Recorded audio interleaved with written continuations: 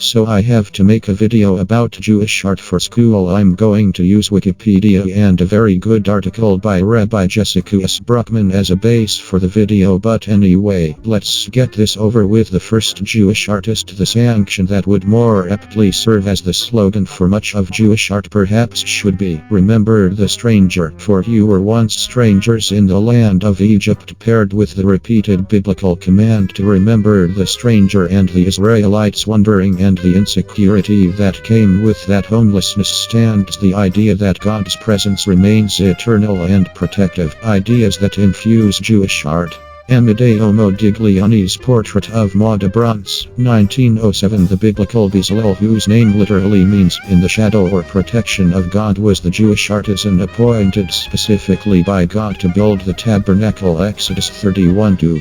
So if one defines Jewish art as the works of Jewish artists, one of the earliest works of Jewish art lay in God's command to Bezalel regarding the construction of the tabernacle.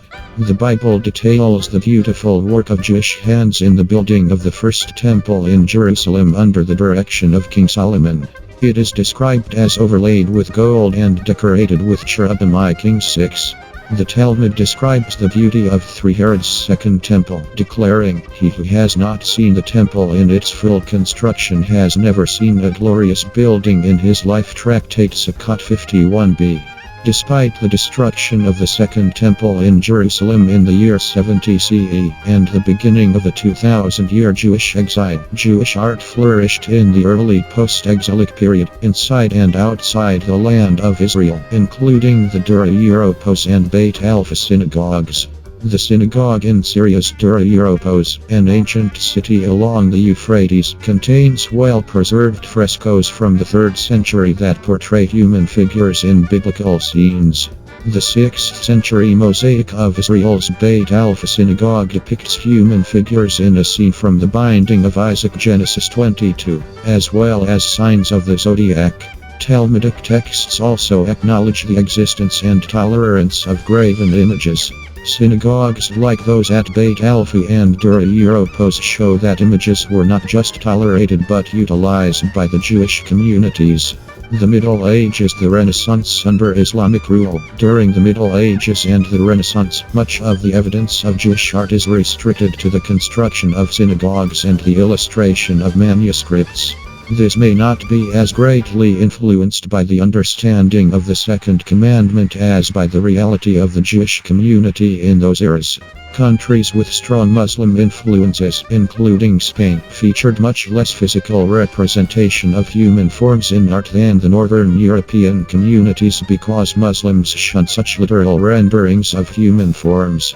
Another factor that may have influenced the seemingly smaller scope of Jewish art may lie in Jewish education. The Jewish communities were familiar with biblical stories that made it unnecessary to portray them in the way that the Christian world was doing for the illiterate masses. As the Encyclopedia Judaica states, for the Jews, with their high degree of literacy due to their almost universal system of education and their familiarity with the scripture story, this was superfluous. Works of Jewish art from this period include illuminated manuscripts like the 15th century Kennicott Bible, with illustrations of King David, Jonah, and Balaam. There are also illuminated Bibles from Yemen from the same period, but they do not contain the portrayal of human figures. The early 14th century Sarajevo Hadda, also illuminated, was brought to Sarajevo from Spain after the Spanish expulsion and Inquisition. The same tour that details the ornate beauty of the tabernacle did not inspire ornate synagogue architecture in this period, while some synagogues in the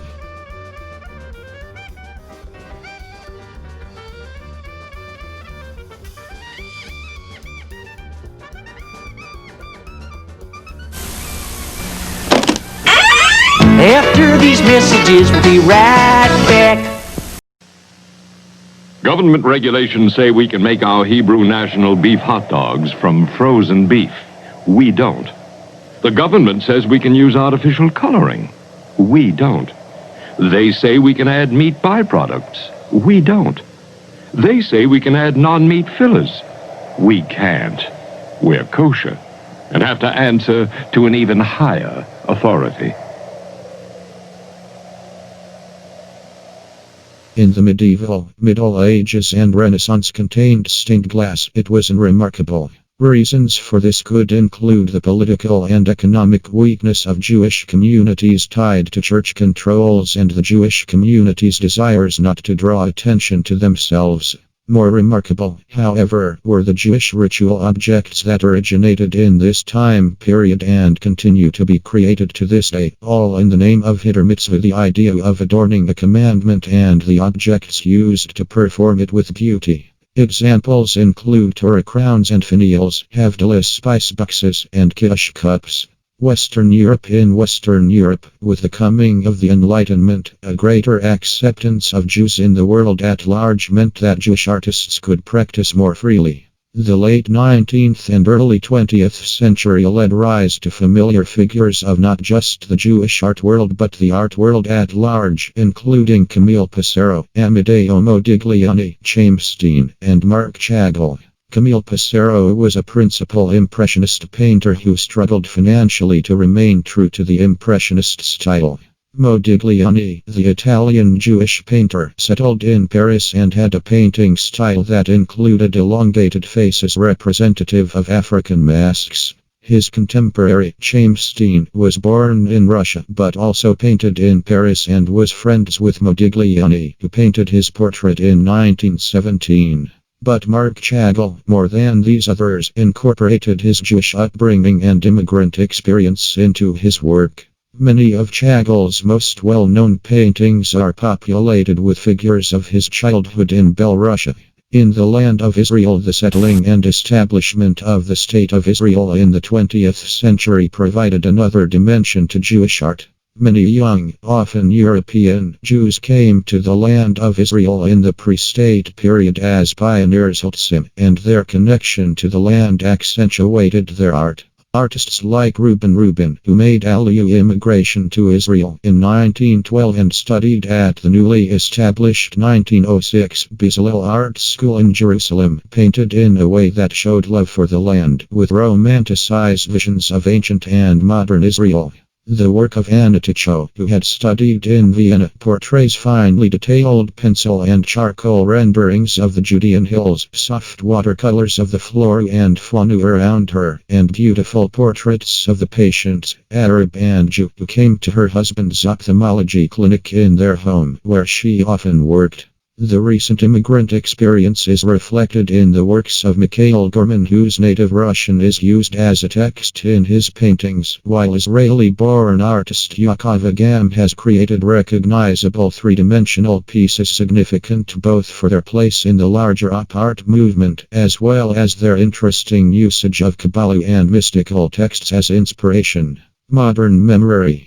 The experience or memory of the modern Jewish artist has included the shared reality of pogroms, wars, persecution, and a modern-day version of biblical wanderings. Jewish artists' work intertwined with the reality of the time, as with Felix Nussbaum, the Polish painter who later moved to Berlin and eventually died in Auschwitz with his wife, also an artist. His work reflects wide-eyed fear, as in his 1943 self-portrait with Jewish identity card, and thousands of years after the wanderings of the Jewish people in the desert. Some critics understand Mark Rothko's large canvases with blocks of color as a modern-day tabernacle. In this way, Rothko, as with many Jewish artists, was both creating a sanctuary serving as a place of worship and also a mobile place, reflecting the enduring reality of wandering in the history of the Jewish people.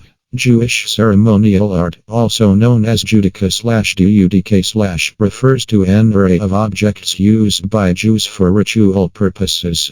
Because enhancing a mitzvah by performing it with an especially beautiful object is considered a praiseworthy way of honoring God's commandments, Judaism has a long tradition of commissioning ritual objects from craftsmen and artists. 1. Textual origin. Edit. Judaism has a set of classical early rabbinic commentaries on the Hebrew Bible. These commentary collections are known as the Midrash literature. Midrash Mechilta of Rabbi Ishmael has this teaching on a biblical verse. This is my God and I will glorify him. Exodus 15:2. Is it possible for a human being to add glory to his creator? What this really means is, I shall glorify God in the way that I perform commandments. I shall prepare a beautiful lulav, beautiful sukkah, beautiful fringes tzit, and beautiful tefillin. Citation needed. Other midrash teachings e.g. Shir Hashirim Rebbe 1.15 offer the same idea. This idea is expanded upon in the Babylonian Talmud e.g. Bekan 9b. This teaching was understood by succeeding generations as a duty, when possible, to make beautiful items used in Jewish life and worship, both physical and textual. Havdalah candle holder and spice box. The close of the Jewish Shabbat is marked by the brief prayer ceremony of Havdalah, which usually takes place in the home. Part of the ceremony requires sniffing a sweet-smelling spice or plant. In Jewish communities around the Mediterranean, a sprig of a sweet-smelling shrub was customarily used. In Northern Europe by the 12th century there are literary references of the use of a specially designed spice box or container. The oldest surviving spice boxes for Havdalah date to the mid-16th century. The Jewish Museum, New York, has a German example c. 1550 thought to originate in Frankfurt am Main. 2. Passover Haddu edit. The tradition of artistically embellished Haddus, the Jewish text that sets forth the order of the Passover Seder, dates back to the Middle Ages. The Sarajevo Haddu of 1350 is a celebrated example. Major contemporary artists have produced notable haddus, such as the Chicago.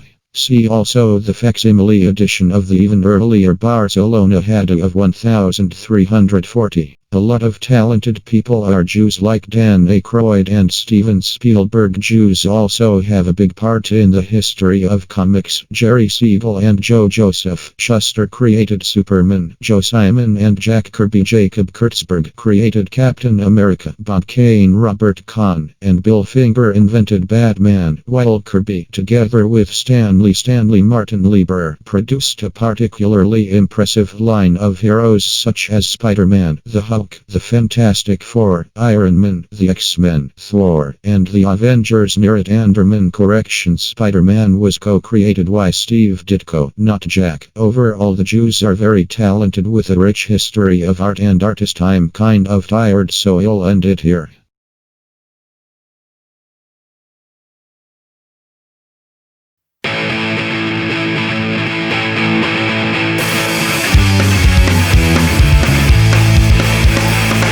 Everyone's convinced that we get high. Everybody thinks that we are fried. Over there you see that Nanach guy. They bet they know the reason that he's smiling. It couldn't be the Torah that he read, or the heartfelt prayers that he said. Getting up at midnight from his bed, busted left and fuzzy in the head. Or so they say, or so they say, or so they say, or so they say. We have a way, a better way, the Nanach way. Because this world's a twisted joke, that's why we drink and why we smoke Torah's gin. Rebbe Nachman is our tonic. We're getting high off the new song. We smoke the panic all night long. You don't need brain cells when the song you sing is Nanach.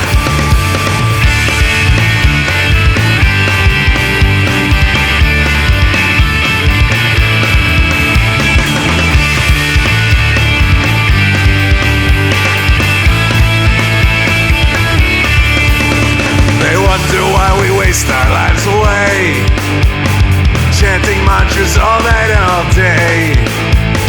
Hard work is the price that you must pay if you wanna live the Breslov way. Or so they say, or so they say, or so they say, or so they say. We have a way, a better way, the Nanach way. Because this world's a twisted joke, that's why we drink and why we smoke Torah's gin. Rebbe Nachman is our tonic. We're getting high off the new song. We smoke the panic all night long. You don't need brain cells when the song you sing is Nanach. Because this world's a twisted joke,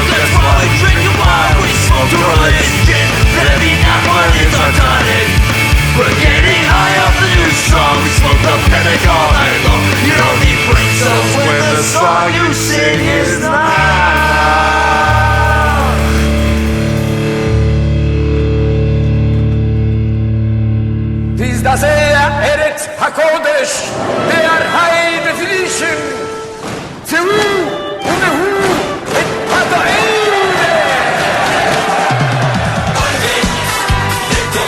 He's here, he said, Oime. Now the details so clear, yes, Rock HD. Roy said, Doctor, please help. It's a Rock Miss HD on yes. If I was Adam and Amara, HD TV. It's against the Torah. HD TV. Now the shakes is so well. Love them to hell. Or in Hebrew, Ishmael. לראשונה בישראל, ורק ב-yes, High Definition, לחוויה קולנועית גדולה מהחיים. חייגו עכשיו, כוכבית 2080.